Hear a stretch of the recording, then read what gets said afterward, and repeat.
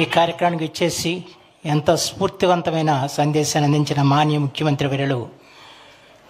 శ్రీ నారా చంద్రబాబు నాయుడు గారికి, అలాగే విశ్వయోగ విశ్వంజయ్ గారికి, అలాగే గరికపాటి నరసింహరావు గారికి,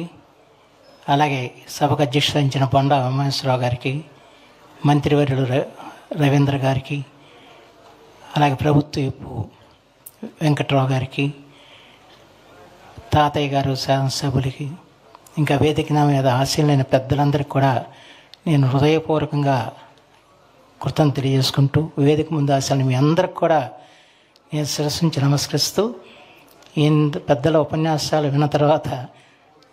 నాకు మాట్లాడతాను కూడా ఈ మాటలు రావట్లేదు. అయితే ఏంటంటే ఈ రోజున నా బాధ్యత పెంచారు తెలియకుండానే అని చెప్పి నేను భావిస్తూ, తప్పనిసరిగా నా రాబోయే రాజకీయ జీవితం మా నాన్నగారు ఏ విధంగా అయితే నడిపారో అదే రీతిలో పనిచేయటానికి నేను సతదా ప్రయత్నం చేస్తానని చెప్పి మాత్రం మనవి చేస్తూ